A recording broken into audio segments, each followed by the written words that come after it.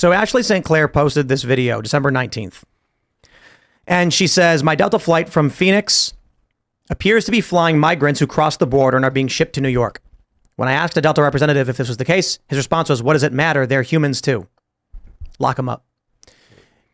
It is insane to me that the gate agents allow people onto the plane with no name. What if one of these planes, we just had, what was it? We actually have this tweet, I think, from Ashley St. Clair. Let's pull up this story. Ashley St. Clair tweeted, hey, United. On July 29th, the United plane was nearly totaled after a hard landing. Who was flying that aircraft? Was the co-pilot a former flight attendant who was fired and then rehired through United's diversity program despite being on a list to not return to United? Am I correct? This individual failed multiple trainings, including simulator training. Am I also correct that the United has covered up this diversity disaster and many others?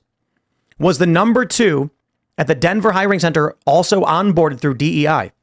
Did she or did she not change fail grades for DEI hires because it makes the numbers look bad? Did the instructor who failed this co-pilot ask corporate why they passed him? Elon Musk responds, if this is true, this puts a lot of lives at risk. It is true. My friends, if there are employees of airlines who are allowing people onto planes without giving their names, you thought 9/11 was bad? We knew the names of those guys. Now they're letting hundreds, if not thousands, every day, and they have no idea who they are. And so when I hear something about a plane nearly being totaled after a hard landing, I get freaked out. Am I going to board a plane where there are people on it that did not pass security and we don't know who they are? And then what happens if they hijack the plane? There's no security screen. There's no vetting of these individuals. I have TSA pre, so I have to go for a meeting where I give all my information, bring my ID cards, and then I get to keep my shoes on when I go through security. When I travel, my friends, they got to take their shoes off. These people don't even have to give their names. That's insane. But I think it goes to show you, Marjorie Taylor Greene has talked about national divorce. You do not have a country if laws are being broken en masse to the tune of 10,000 plus every day. And it's not just 10,000 laws. Each of these individuals who illegally cross the border are breaking a multitude of laws. Each of the employees of these airlines, these bus charters, and these private charters, every one of those employees are breaking the law too. At this point, laws are basically not being enforced at all in this country, only selectively against the political opponents of uniparty establishment figures. I don't know how you have an argument that the United States exists. Well, back to the immigration, like for people who don't want to enforce immigration laws, you got to ask the question, should we have any immigration laws at all? If we have any laws, no matter what they are, any laws at all, at some point, if it's broken, will you deport anybody? And, for those who say it's heartless, like the woman said they're people too and stuff like that, the gate attendant who said to the lady, oh, they're people too. Does she believe in enforcing any laws related to immigration, or can anyone come here? 500 billion Chinese can arrive tomorrow. Well, they're people too. Let them all in. So it's either you have a law and you enforce it or you don't. And enforcing any law is always uncomfortable. And just to take the immigration away from a second, say a man commits a robbery, gets caught, gets sentenced to 5 years of jail. That man may have a 5-year-old child at home who doesn't want his daddy to go to jail, but daddy broke the law. So therefore you have to enforce it. Yep. And yes, innocent people, that the 5-year-old child loses his father for 5 years because the father robbed a store. That's enforced. So it's not an easy or comfortable thing to do always to enforce the law, but either we have the rule of law or we don't. Whether you like it or not, whether it's comfortable or not, whether you think it's humane or not, it's. Do you believe in actually enforcing laws? Any laws? Well, they don't. The left doesn't. There's a video going viral right now of a man being arrested because he jumped a turnstile in the New York Metro, and they're all saying, "Oh my God, why are the police doing this to this man?" And I'm like, because he broke the law. Right. And they're like, but why are they being so violent? Because he's resisting arrest and fighting with them. They should let him go. That's ridiculous. No, they should enforce the law. Yeah, there's no law. But they don't want the law enforced. No. And if they get their way, these leftists, then you may as well not own land. You may as well not have a job. They're going to come into your house. They're going to take whatever they want. And no one's going to enforce the law. That's the world they live in. That's the desire. The idea, there are people on the left that think that even owning property is somehow oppressive. So the idea that you own anything is offensive to them. But when you're talking about like the way that they behave when it comes to enforcing the law. This is something that I harp on again. There's this guy in the 60s called Herbert Marcuse that wrote up a paper called the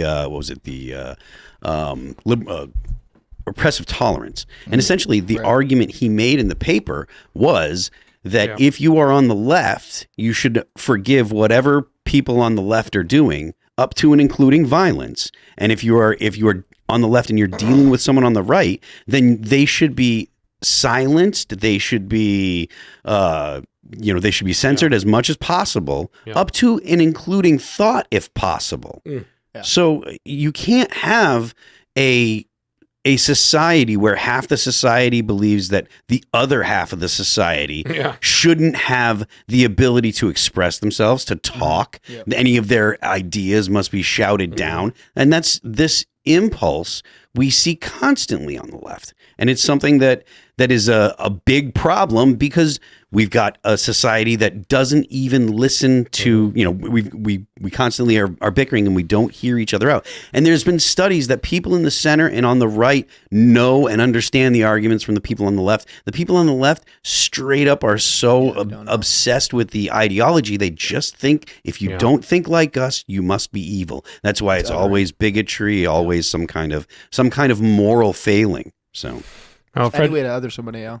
Frederick Bastiat, the book Legal Plunder, where if you go and take somebody's money from them and rob it from their house, you're going to jail. But if you pass a set of laws to create a tax system and you take 70% of what they earn, it's legal all of a sudden, right? So that's what's called legal plunder. And it seems like a whole other thing is to just not enforce laws that people may not like, selectively speaking, based on situations like someone not paying to go into the metro system, jumping over the metro line, or other. And they have this debate in cities whether you enforce loitering, smaller, like throwing rocks through windows. Some cities broken window. Yeah, they just choose not to enforce those whatsoever, which obviously leads to greater and worse crimes. Yeah, the idea that you can allow some crimes to go unpunished or whatever, just be like, oh, well, this is a crime, but we're going to ignore it. Yeah. You can't do that because that degrades the law overall. Like there should probably be significantly fewer laws in most major cities, right? Like essentially the government can do whatever they want, whenever they want. They've got enough laws where they can just say, okay, well, you broke this law, so we started the interaction, et cetera, et cetera. That being said, it doesn't mean that the government should have interactions with you all the time. Right. There should be a limit to an amount that the government is going to be involved with you, and it certainly shouldn't be deciding, oh, we're not going to enforce this law for you, but this guy over here we're going to. Look at the guy, that Daniel Penny guy, that the guy that ended up accidentally killing a guy. He wasn't the only guy that was trying to stop him. And there have been other people that have done significantly worse crimes, that aren't being held on $200,000 bond or whatever, and I think that's the inconsistency and the insecurity of the population is the goal, because then you're too afraid to break the rules or even get close to breaking the rules. It's like by any means necessary. It becomes a thing. It's like it's always been by any means necessary, and then it just everything like falls kind of makes sense once you look at that and realize that's like the underlying message behind it all. Yeah. Gotta have equal enforcement of the law. It's just a principle. It's like how little are we asking here? And you talk about they always call conservatives names like racists and stuff. They're the ones selectively enforcing the law. We're just saying enforce the law the same, regardless of any ethnicity, race, everything. Just be equal to everyone. That's white supremacy. That's what they call that. That's why Vivek said he wouldn't condemn it, because he knows what they're saying is color blindness is white supremacy. Correct. What the woke left want is racial segregation. So that's what they've actually been implementing across the country. And then they use these code words to trick you and to make you bend the knee.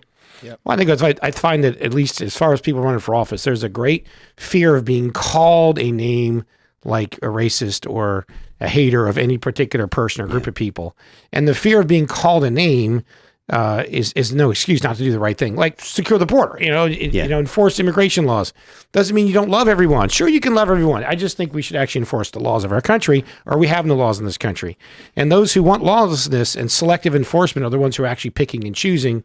Government picking and choosing winners and losers based on ethnicity and things like that. Right, yeah. Just like they want to pick the winners and losers based on the energy. Coal, let's go after coal, and it's got to be all solar panel. Government's picking winners and losers and abusing their powers all over the place. So Ashley St. Clair is who tweeted, "I'm in possession of legitimate major airline boarding passes for migrants that quite literally have the name printed as, quote, no name given. Incredibly difficult to post these without putting the insiders at risk. Working on it. This will continue to unfold over the coming weeks, but I can confirm these are legitimate boarding passes. I'm at a loss for words for what I am verifying. Thank you to everybody reaching out." So if you guys choose not to believe it, you don't think Ashley St. Clair is on the level, I think she is on the level. I know her personally, and I think she is very honest, and I don't think she would lie about this. That being said, I look forward to the release of these images. You should be able to, in some way, release them. But it is true, because whoever printed them out, the companies will know who printed them out. It is also true that I will say to Ashley and to those insiders, you must be brave, and you need to stop working for a company that is breaking the law and blow the whistle before you are the one who ends up in prison. We need more everyday American heroes like that in this country. We got a woman in Hardee County, West Virginia, who the EPA declared a trickle of water was a river and was requiring her farm to go over all sorts of EPA regulations. This is when I first elected. And she sued with the support of the American Farm Bureau, sued all the way to the Supreme Court and won the case. They offered her settlements along the way, but she said, no, I'm not going to settle because this isn't just for me and my farm, it's for all farmers. And everyday American heroes can do this and need to stand up. And I would applaud anybody that would, under a variety of circumstances, whistleblowers who uncover corruption and show what's actually happening, because there's a lot of misinformation, a lot of hiding what's happening. The left wants to do things and not let you know, do it in secret. The saying in politics, sunlight is the best disinfectant. Yeah. And I love that saying. And, we have, of course, control in the House now. And I do applaud my good friends, Jim Jordan and James Comer, who run those committees, for bringing out whistleblowers who are talking about corruption and covered up evidence from the left and the unfair application of the law. This is important for our country, that they whistleblow that. And I think, showing that makes a difference, and you can lead to the investigations. We do have subpoena power now in the House, and what they've arrested Republicans for now. Hunter Biden won't come testify, so you have double unequal application of the law there as far as committee hearings. So we really have to expose this stuff, and I think that's one of the things this show's about, and I appreciate that. Thanks for watching this clip from the Timcast IRL podcast. Hang out with us live Monday through Friday at 8 p.m. and become a member over at timcast.com for uncensored, members-only shows exclusive. Thanks for hanging out, and we'll see you all next time.